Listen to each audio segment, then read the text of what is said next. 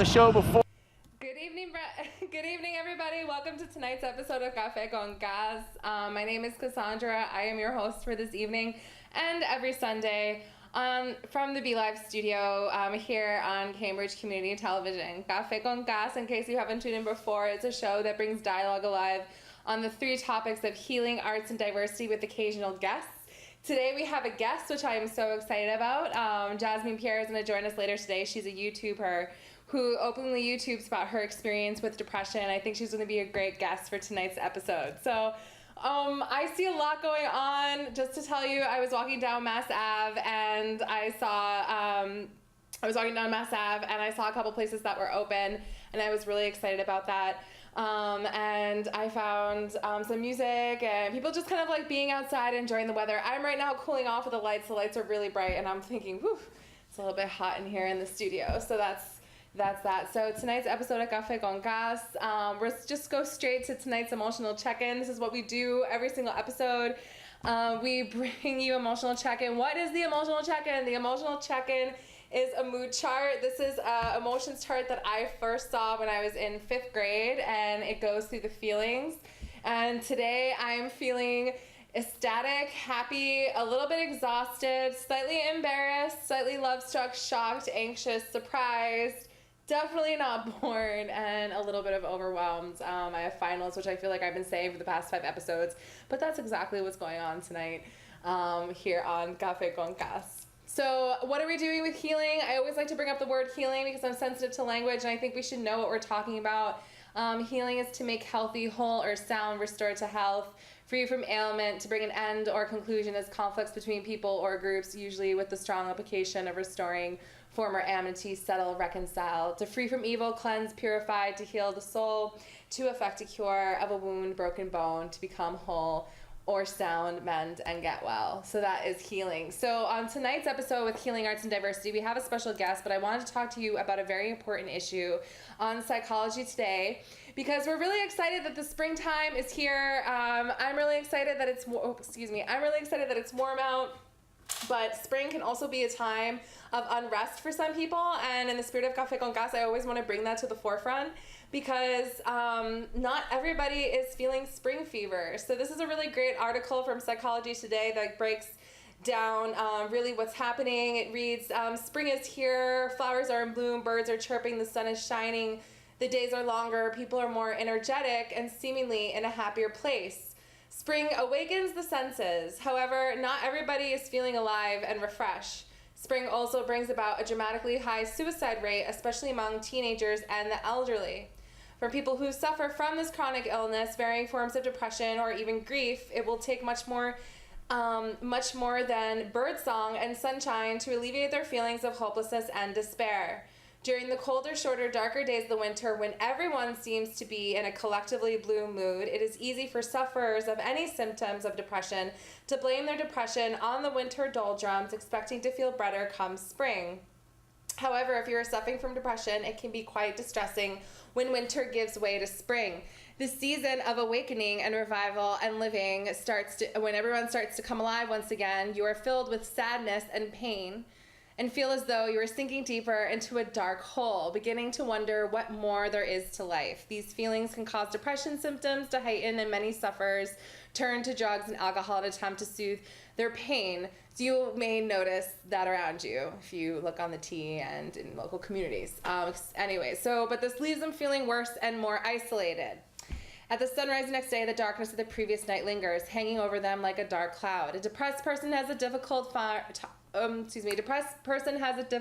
finding pleasure in activities they once enjoy. So while their friends and loved ones revel in the glorious days of spring and all the joy the season brings, from baseball graduations and weddings to bike rides and picnics in the park, they feel like they're watching from the sidelines, desperate and alone. This is why, unfortunately, the sunny days of spring have the highest rate of suicide. This is a really interesting article and something to be mindful of, because, everybody is, Instagramming their fresh meals. Everybody's taking pictures with each other, really enjoying this season as it comes to life. And for some people, this is a really difficult time. So being mindful as you support your friend who's exploring treatment or going through these treatment modes, or also taking this for yourself, that there are a variety of treatments available for you, as listed here in this article. psychopharmacology, psychotherapy, biofeedback, a massage, nutrition, acupuncture, CES machine, Reiki, and homeopathic remedies, and just a lot of different things that you can go, a lot of different outlets. So if you or someone you know is experiencing symptoms of depression, such as despair, trouble sleeping, lack of appetite, feelings of worthlessness and or hopelessness, lack of motivation, feelings of isolation, and no longer enjoying activities that you used to enjoy, please seek help. So you can click here for the helpguide.org for the help on suicide prevention. You can get help, and you can also use hotlines, and you just don't have to you don't have to suffer through these feelings by yourself. So I think that's really important. So again, that is this spring's suicide alert. Something, again, you know, if you are in a space where you're feeling happy, and I really feel like that too, if I'm in a space where I'm feeling happy, I'm also in a space to give. And I think sometimes you just have to have awareness for the people around you. You don't know what they're suffering through. Mental illness is truly a disease that you can't always see, and you don't know who may be suffering next to you. And if you also are suffering from this and you don't know how to give language to it, seek help as you would find fit. Speak to your doctor, a trusted one, someone from your faith community, a friend, a relative. Just go and speak to someone. So this is a clip that I'm about to, oh wait, this is getting out of control. All right, so this is a clip that I'm about to play. All right, so tonight we're gonna talk to a YouTuber, and I'm really, really excited to do this. We're gonna talk to a YouTuber about her experience with depression, and I wanted to reflect on some of the first times I'd seen anybody suffering from a mental illness. And this mental illness is not depression, but it is an example of how someone else's mental illness is portrayed on television. Today, on an all-new Dr. Phil. My sister is a hypochondriac. She's slurring her words. She takes over 80 medications. Is she really sick? You don't deny that she has some physical complications. Nobody has 72. Or just obsessive? My sister has hundreds of wigs. Everything is you. It's obvious. You cannot stand me. If I didn't love you, I wouldn't be here. All right, so enough with that drama. I don't want to go through it anymore. We're going to change the slide. However, my point being is that my first introduction to depression were faces like this on television with quick, you know, like sharp blade cuts like you would hear in a really scary video game or movie, and the sister crying, obviously reaching out. But this is some of the first times that I had seen someone actually talk about mental health and get help on TV, but it was really scary to me. So on the next slide of Café con Gas, here is another here is another clip on what depression is. And I want to show you the difference between the two. So here's an education clip, and our guest is going to bring the third perspective. So you have the one info entertainment, you know, getting help, but really sensational. And now you have this second clip, which is from the National Association for Mental Illness on depression. So just give you a variety of, a wider lens on the issue of depression and what it means and how we're processing it as a society. Stepping out of bed. It's easy to take for granted. You work, eat, play, sleep, and get out of bed the next morning. Seems simple. But if you're one of 25 million individuals in the United States living with major depression, sleep isn't always so easy. Neither is navigating your daily life, free of guilt or hopelessness, or having the ability to enjoy time out with friends, make simple decisions, enjoy hobbies, or go to work. Major depression is the leading cause of disability across the United States, and without treatment, the frequency and severity of symptoms tend to increase over time. However, there is hope. Major depression is treatable, and there is no one-size-fits-all approach. Today, there are a variety of treatment options to choose from. The key is to get an evaluation and find a treatment plan that is right for you. Free education, information, and support programs are available. You are not alone. We can help. So the National Association of Mental Illness is extending out its helping hand, saying, look, you are not alone in this battle. You are not alone with mental illness, and you can reach out and get some help, and here are some resources on how depression occurs. I really like the example at the beginning of the use in the bed. I like the music that they're using. It's not scary, but it's thought-provoking, it's calming. And it gives different sides to what depression is, and it also gives the message of hope. This is something that you can get treatment for. There are statistics of treatment working, and there's statistics of treatment not working, and this being a very serious chronic illness. However, in that spectrum, I think it's really great that NAMI's opening a space for that, and it's not looking like, really scary back and forth. So now I wanted to show you guys, I wanted to bring up another, this is an article on what is depression. I wanted to bring that up as well, but we were reading about that before. But this is the video link if you guys want to check that out and find out more information. However, what I really was excited to bring to you today is a clip, and I'm going to show a little bit of a preview, and then we're going to have Jasmine come into the studio to talk with us about her experience.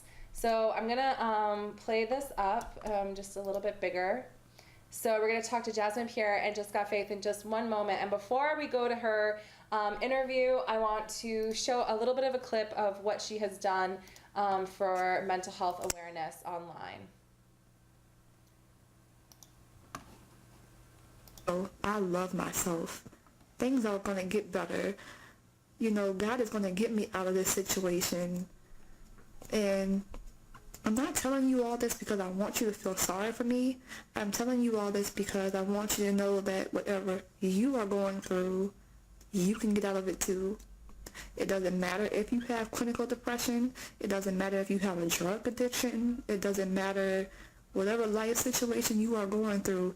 God can get you out of any situation.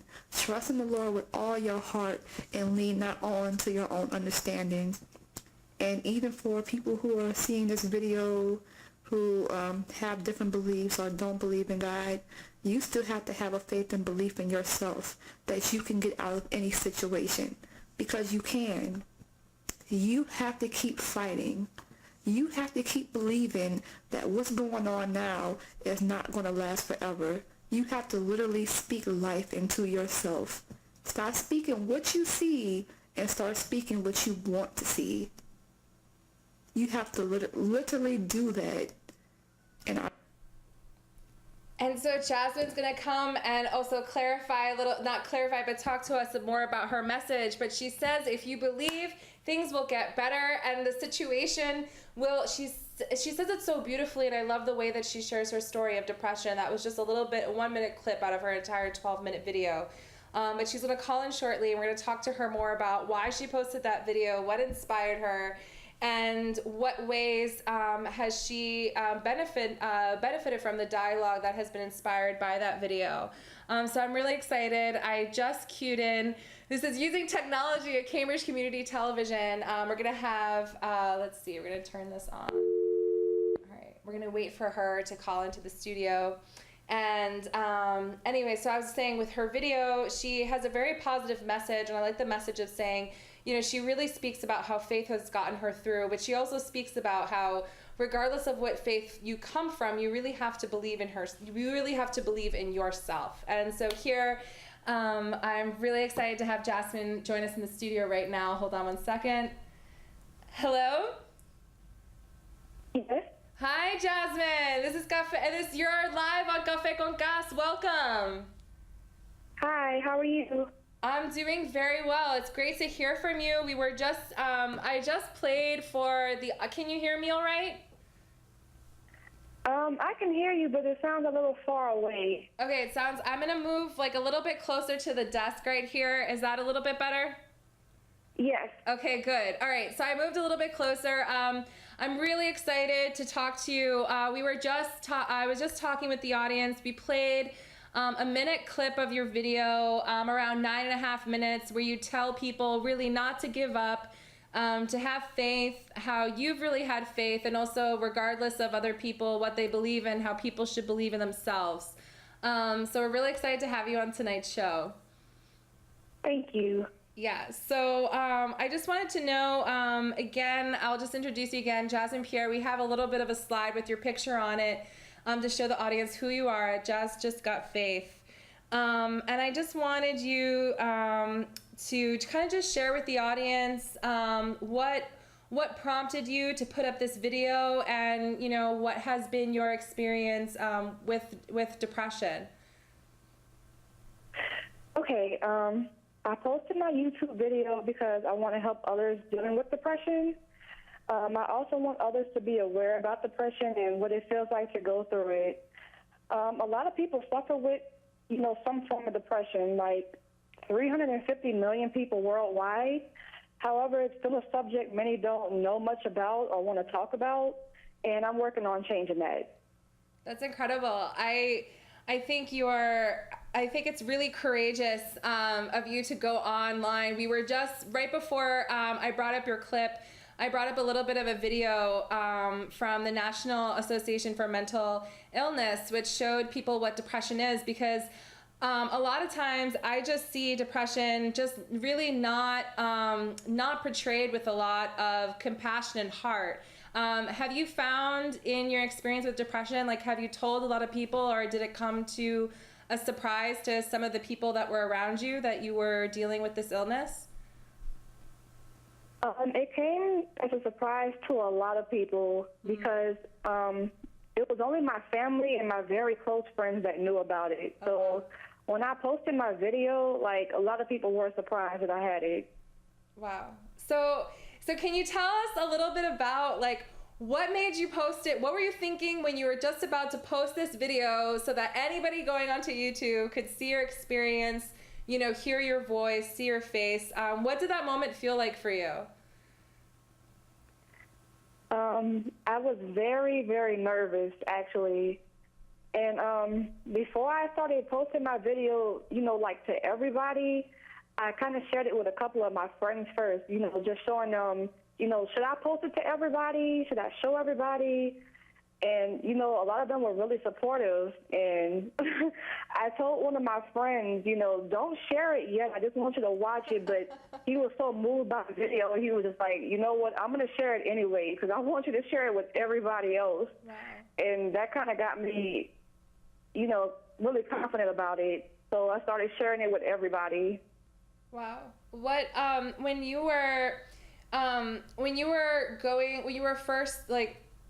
first going through depression, what kind of resources did you look up? Because for me, it's so powerful that I can look to you as a resource if I'm looking online. But were there other YouTubers that you looked at, or were there just other people that you spoke to about depression?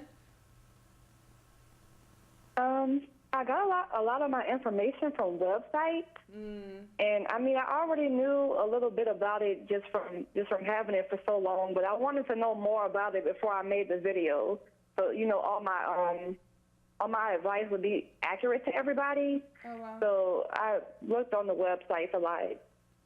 Is there, for someone else who wants to put their story up on YouTube, is there any advice that you would give them? Yes, I would tell them that, go on and post it, but wait until you're ready to post it. Oh. Because for me, I waited a while before I actually went and made the video and decided to post it. It took me months to build up courage and, finally get it on YouTube and share it with everybody else. So I would just say you would have to be ready to do so. Wow. What were some of the things that made you feel ready? That's a really good question. Was it a gut feeling? Was it, something that, or was it just something that you had put your mind to? I prayed about it a lot, a lot. Wow. So I kind of felt spiritually ready to do it. So it's kind of what really got me to do it. That's really incredible. And have you, how has your experience been with YouTube comments or, other conversations that have been sparked from people watching your video? It's been really positive so far. I've gotten a lot of people just to, tell me thank you for giving them more information about it, because there's a lot of people, who don't know a lot about depression. And there were people who, already do have it, and they told me they didn't feel so alone anymore. It's good to know that somebody was, brave enough to put that out there to people.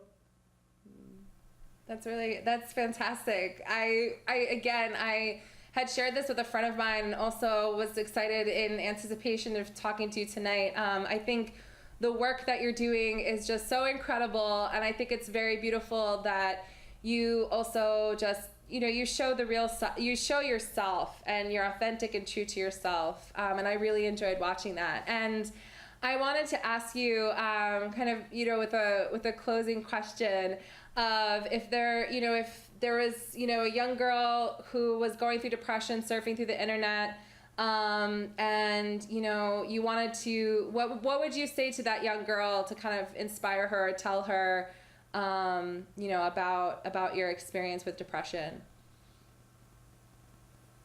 I would tell her that even though things are hard right now, because, believe me, I know how it feels for things to just get really hard. I would tell her not to give up. I would just tell her to take one day at a time. And, if she's spiritual, pray about it. If she's not, still have confidence in yourself, I would just tell her to, have faith that everything's going to get better. That's a really beautiful message, Jasmine. I really appreciate you for coming tonight and talking about why you shared your story, a little bit about you. Is there anything else? I shared I'm talking to you right now. I'm sharing your Twitter handle. I think I'll encourage everybody watching tonight's episode to keep posted, keep tuned with you in Twitter. And please let us know how things progress for you in your journey. Thank you so much for being on tonight's episode. And if there's any last things you wanted to share with the audience, please do. Thank you for telling your story, and please keep speaking for yourself and the community, and keep up the really great work. Thank you so much. Thanks for having me on. Yeah, absolutely, Jasmine. Absolutely. All right. So stay tuned, and thank you so much, Jasmine. Let's, thank you till the next time. Keep us posted, okay?